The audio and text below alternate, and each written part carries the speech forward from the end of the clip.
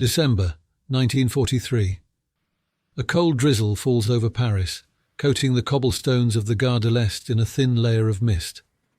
The smell of wet coal and diesel hangs in the air. At platform 7, a German supply train sits idle, its massive locomotive huffing steam into the grey morning like a restless beast waiting to be fed. The engineer, a man named Wilhelm Kessler, 43 years old, father of 2 daughters in Bremen, adjusts his cap and takes a sip of ersatz coffee from a dented tin cup. He has no reason to be concerned. He has made this run to the Eastern Front 17 times already. He knows every curve, every tunnel, every delay point between here and the frozen hell of the Ukraine. What he does not know, what he cannot possibly know, is that hidden among the black lumps of fuel in the tender behind him, there lies a weapon so perfectly disguised that it looks exactly like what it is meant to destroy him with, a single piece of coal, hollow, packed with plastic explosive, waiting. 300 miles away, in a converted country estate somewhere in the English countryside, a young woman in a white laboratory coat picks up a freshly moulded lump of fake coal and examines it under the pale light of a desk lamp. Her name is not important, or rather, her name has been erased from all official records, as was the custom for anyone who worked in Station 12, the secret research facility of the Special Operations Executive. She turns the object over in her hands, checking the texture, the weight, the subtle imperfections that make it indistinguishable from genuine anthracite. She has made hundreds of these devices, perhaps thousands. She has lost count. What she has not lost is her sense of purpose. Every one of these little bombs, she knows, will find its way into a coal pile somewhere in occupied Europe. And every one of them has the potential to cripple a locomotive, destroy a supply line, and perhaps, just perhaps, shorten this terrible war by a single day. She sets the coal down on the workbench and reaches for another mould. Outside, the rain intensifies, drumming against the windows like the fingers of the dead tapping to get in. If you find stories like this fascinating, the kind that reveal the hidden machinery of history, do take a moment to subscribe to the channel. It helps us continue uncovering these forgotten chapters of the past. Now back to our story. The irony of explosive coal was not lost on the men and women who designed it. Coal, after all, was the lifeblood of Nazi Germany's war machine. It powered the locomotives that carried ammunition to the front. It fueled the factories that manufactured tanks and aircraft. It heated the power plants that kept the lights on in Berlin. To attack the coal supply directly, to bomb the mines and the rail yards and the storage facilities, would require thousands of aircraft, millions of bombs, and an unacceptable loss of Allied lives. But what if, instead of attacking the coal supply, you could turn the coal itself into a weapon? What if you could transform Germany's greatest dependency into its most insidious vulnerability? This was the question that a small team of British engineers began asking themselves in the dark winter of 1941. And the answer they arrived at was elegant in its simplicity and devastating in its effect. The concept, as these things often are, was brutally straightforward. Take a lump of coal, genuine coal mined from the earth, and drill a cavity into its centre using a 6-inch serrated tube. Fill the cavity with plastic explosive, about a quarter pound of the stuff, enough to cause serious damage on its own but capable of triggering something far more catastrophic. Insert a number 27 detonator and a heat-sensitive fuse. Seal the opening with a mixture of coal dust and adhesive. Paint the surface to match the local variety of fuel, and then, through whatever means available, slip the device into a German coal pile. The rest would take care of itself. Eventually, perhaps in an hour, perhaps in a week, a railway worker would shovel the fake coal into a locomotive firebox. The intense heat would ignite the fuse, triggering the detonator and the main charge. But the real destruction, the true genius of the device, came from the secondary effect. The explosion would rupture a steam boiler operating at several hundred pounds per square inch of pressure. The entire locomotive would tear itself apart. Steel plates would peel back like the petals of some monstrous flower. Rivets would fail. The engine would transform in an instant from a machine of war into a tomb of twisted metal and scalding steam. And the best part, from the perspective of the saboteurs, was that German investigators would find nothing. No wires, no timers, no evidence of enemy action. Just another mysterious explosion that they would chalk up to equipment failure, to bad luck, to the cruel indifference of fate. Let us return now to Wilhelm Kessler, still standing on platform 7 at the Gare de l'Est, still sipping his coffee, still blissfully unaware of the death sentence that lies buried in his coal tender. He finishes his drink, crushes the tin cup in his pocket, and climbs into the locomotive cab. His fireman, a younger man named Hans, is already there, checking the gauges and adjusting the dampers. They exchange a few words about the weather, about the delays at the border, about the rumours of partisan activity in the Polish corridor. Neither of them mentions what they both know, that the Eastern Front is collapsing, that the Wehrmacht is in full retreat, that every train they send east carries supplies for an army that is slowly bleeding to death in the snow. These are not things that German railway workers talk about in December of 1943. These are thoughts that they keep locked in the private vaults of their minds, where the Gestapo cannot reach them. Hans opens the firebox door and begins shoveling coal. The flames roar hungrily. The pressure gauge begins to climb. In 12 hours, if everything goes according to schedule, they will be in Warsaw. From there, the supplies will be transferred to smaller trains for the final leg of the journey to the front. Ammunition, medical supplies, winter uniforms, all of it desperately needed by men who are fighting and dying in temperatures that can freeze a man's blood in his veins. Wilhelm Kessler checks his watch. It is time to go. Meanwhile, in a small apartment on the outskirts of Lyon, a woman named Marie-Claire Dubois is carefully removing 6 lumps of fake coal from a false-bottomed suitcase. She received them 3 nights ago, dropped by parachute from a British aircraft, along with a coded message that simply read, "For the locomotives, Godspeed." Marie-Claire is 26 years old. Before the war, she was a schoolteacher, specializing in geography and natural history. Now she is a member of the French resistance, a courier and saboteur who has already survived 2 close calls with the Gestapo. She knows that her luck cannot hold forever. She knows that one day, probably soon, they will come for her, and she will face the choice that all captured resistance fighters must face, to talk or to die. But tonight she is not thinking about that. Tonight she is thinking about coal yards and railway sidings and the best way to plant 6 pieces of explosive without being seen. She wraps each lump in newspaper and places them in a canvas bag. Then she puts on her coat, checks her reflection in the mirror, and steps out into the night. The rain has stopped. The streets are empty. Somewhere in the distance, a dog is barking. Marie-Claire walks quickly, her heels clicking on the wet pavement, her breath forming small clouds in the cold air. She does not look back. She never looks back. The production of explosive coal evolved through 3 distinct phases, each more sophisticated than the last. The earliest technique, developed in late 1941, involved drilling actual lumps of coal with a serrated tube, as I described earlier. This method was effective but time-consuming, and the resulting devices were sometimes heavier or lighter than genuine coal, a discrepancy that could potentially arouse suspicion in a vigilant coal handler. The second phase, introduced in 1942, saw the development of moulded explosive coal using plastiforms that were dyed and textured to match real fuel. The outer surfaces were coated with genuine coal dust, making the devices visually and tactically indistinguishable from the real thing.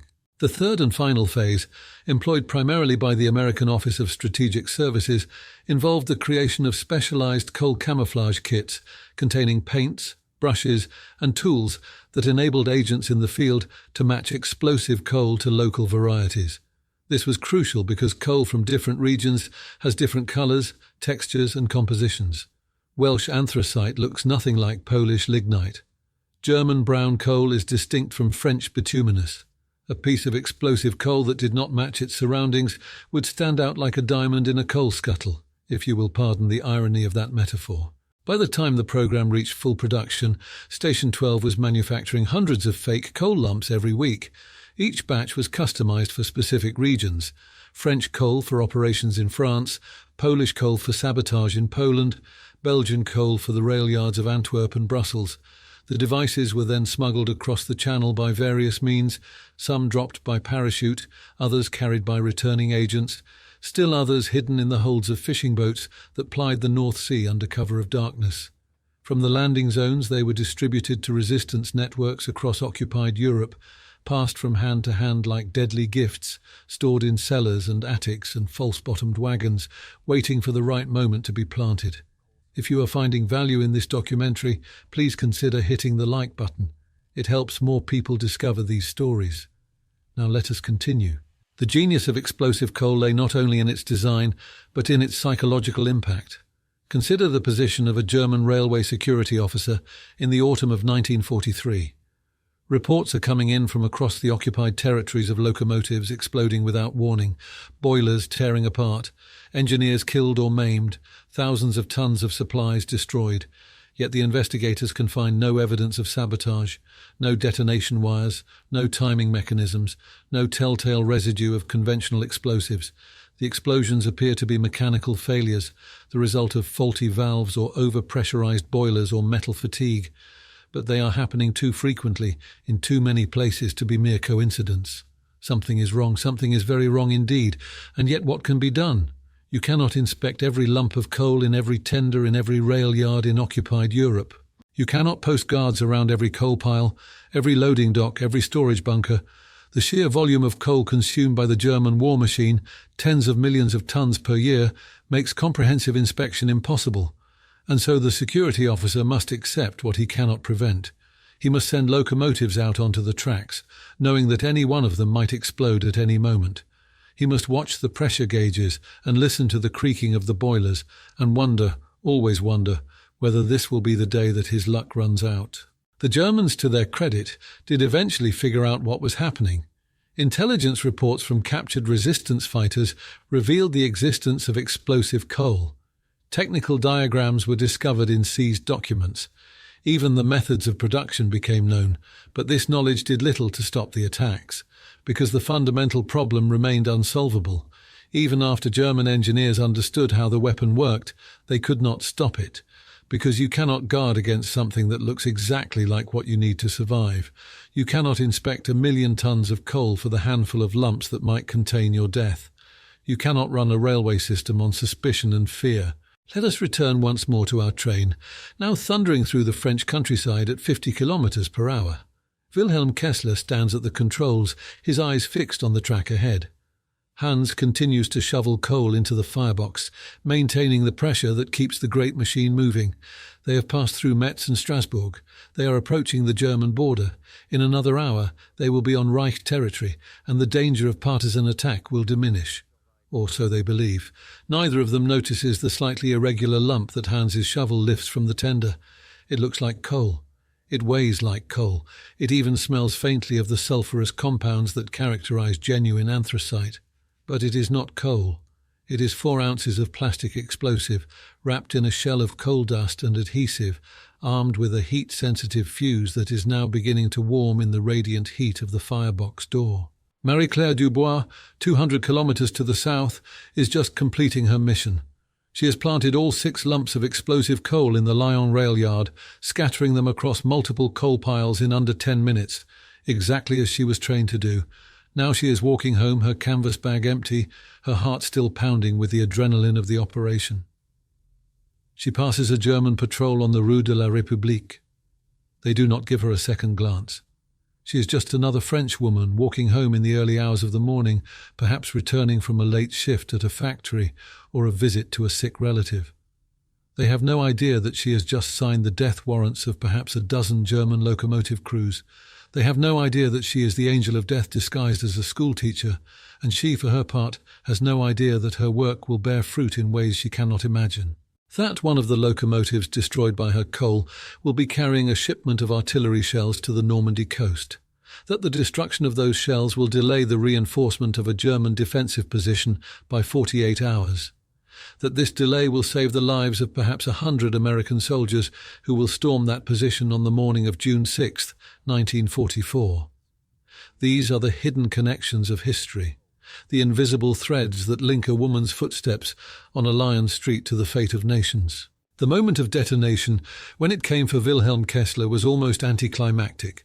There was a flash brighter than the firebox flames. There was a sound, louder than anything he had ever heard, a sound that seemed to come from inside his own skull. And then there was nothing. The boiler ruptured along a seam that had been weakened by years of stress and the shock of the explosion. Steam at 300 degrees Celsius flooded the cab in an instant. The pressure wave threw Hans against the back wall hard enough to shatter his spine. Wilhelm himself was caught in the blast of the firebox door, which flew open with the force of a cannon shot. He was dead before he hit the floor. The locomotive, deprived of its controlling intelligence, continued forward for another 400 meters before derailing on a curve. The freight cars behind it, laden with ammunition for the Eastern Front, jackknifed and overturned. Several of them caught fire, several more exploded. By the time the flames died down 3 hours later, there was nothing left but twisted metal and ashes. German investigators combed through the wreckage for 2 days. They concluded that it was a faulty boiler valve. The report was filed and forgotten. Another mysterious accident, another statistical anomaly, another tiny victory in a war of shadows. The scale of the explosive coal campaign is difficult to determine with precision. The very nature of the weapon, designed to leave no evidence, means that many successful attacks were never attributed to sabotage. The British Special Operations Executive manufactured approximately 3.5 tons of explosive coal during the course of the war. Thousands of devices were distributed to resistance networks across occupied Europe. An unknown number of locomotives were destroyed in explosions that German investigators attributed to mechanical failure rather than enemy action. The most comprehensive estimates suggest that over 1,000 German locomotives were destroyed by explosive coal between 1942 and 1945. This figure, if accurate, represents a staggering blow to the Nazi logistics system. Each destroyed locomotive meant delays in supply shipments. Each delay meant soldiers on the front lines going without ammunition, without food, without winter clothing. Each shortage meant lower morale, reduced combat effectiveness, increased casualties. The ripple effects spread outward like waves from a stone dropped in a pond, touching every corner of the German war machine. The campaign was not limited to locomotives. Coal-fired power plants were also targeted. Factories that relied on coal for heat and energy found themselves vulnerable to the same invisible threat. Even German naval vessels, some of which still used coal-fired boilers, were potential targets. The weapon's versatility made it ideal for the kind of distributed, decentralized sabotage that characterized resistance operations. A single agent, working alone, could plant enough explosive coal in a single night to cripple a regional railway network for weeks. No coordination required, no complex timing mechanisms, no risk of premature detonation, just death, waiting patiently in the coal piles, waiting to be shoveled into the flames. The Americans, not to be outdone by their British allies, developed their own version of the weapon through the Office of Strategic Services. OSS agents carried explosive coal on missions throughout occupied Europe and the Pacific Theatre. In one notable case, 8 German saboteurs landed on the American East Coast in 1942 carrying plastic explosives molded to resemble coal alongside TNT and fuses. Their targets included coal-fired power plants and railroad infrastructure. All 8 were captured before executing any attacks. Germany never attempted similar operations against the American mainland again. The incident demonstrated both the potential of the weapon and the difficulty of employing it against a vigilant adversary. The Allies, operating in the chaos of occupied Europe, had advantages that the Germans, attempting to strike at a continent on high alert, did not. The psychological dimension of the campaign deserves special attention. Even when German security forces understood the threat, they could do little to counter it. Coal yards were too numerous to guard effectively. Coal piles were too vast to inspect comprehensively. Every locomotive became a potential bomb, every tender a possible tomb. This uncertainty, this constant low-level fear, took its toll on railway crews across the occupied territories. Morale declined. Efficiency suffered. Men who should have been focused on their duties found themselves distracted by thoughts of sudden death. Some refused to work altogether. Others demanded hazardous duty pay. Still others tried to inspect the coal themselves before shoveling it into the firebox, a process that slowed operations and caused endless delays. The weapon succeeded, in other words, even when it did not detonate. Its mere existence was enough to inject fear and dysfunction into the German railway system. The resistance networks that employed explosive coal developed increasingly sophisticated methods of deployment. In Denmark, agents received 150 lumps from an SOE airdrop. They planted the coal in a stockpile at the Copenhagen rail yard. Over the next 2 months, 9 German locomotives exploded. The railway system in Denmark essentially shut down. Similar operations were conducted in France, Belgium, the Netherlands, Norway, Poland, and Czechoslovakia. Each country presented its own challenges: different types of coal, different security protocols, different levels of German vigilance, but the basic technique remained the same. Find a coal pile, plant the device, disappear, wait. Marie-Claire Dubois survived the war. She was arrested by the Gestapo in March of 1944, betrayed by an informer whose identity she never learned. She spent 4 months in a prison in Lyon, where she was interrogated repeatedly but never revealed any information about her network or her activities. She was scheduled for deportation to a concentration camp in Germany when the Allied invasion of Normandy threw the German security apparatus into chaos. In the confusion, she escaped and made her way to the Swiss border. She spent the remainder of the war in Zurich, listening to radio reports and wondering about the fates of her comrades. After the liberation of France, she returned to Lyon and resumed her teaching career. She never spoke publicly about her wartime activities. She never sought recognition or awards. She died in 1987 at the age of 70, surrounded by her children and grandchildren, none of whom knew that their mother and grandmother had once carried death in a canvas bag through the rainy streets of an occupied city. Wilhelm Kessler's daughters in Bremen received a telegram informing them that their father had died in a railway accident while performing his duties for the Reich. No further details were provided. They mourned him briefly, as was the custom in wartime, and then returned to the business of survival. One of them died in the firebombing of Hamburg in July of 1943. The other survived the war and eventually emigrated to Argentina, where she married a German expatriate and raised a family of her own. She never learned the true cause of her father's death. She went to her grave believing that he had been killed by a faulty boiler valve, a victim of mechanical failure rather than enemy action. In this at least the saboteur's deception held. The legacy of explosive coal extends beyond its immediate tactical impact. The weapon represented a new philosophy of warfare, one that would come to dominate the latter half of the 20th century and beyond. Instead of confronting the enemy directly, overwhelming him with superior firepower, the saboteurs sought to undermine him from within. They turned his own infrastructure against him. They transformed the mundane materials of daily life into instruments of death. They waged a war of shadows, invisible and untraceable, leaving their adversaries to grapple with threats they could neither see nor prevent. In this sense, explosive coal was a precursor to the asymmetric conflicts that would characterize the Cold War and the age of terrorism that followed. It demonstrated that a small group of determined individuals, armed with ingenuity and courage, could inflict disproportionate damage on a vastly superior military power. It proved that the greatest victories are sometimes won not on the battlefield, but in the coal yards and railway sidings, in the quiet moments between the roar of engines and the hiss of steam. If you have made it this far in our documentary, we would be honored if you would subscribe to the channel and share this video with others who appreciate the hidden stories of history. Your support makes these investigations possible. The story of explosive coal is, in the end, a story about vulnerability, about the hidden weaknesses that exist in every system, no matter how powerful it may appear. The Nazi war machine was the most formidable military force the world had ever seen. It conquered nations in weeks.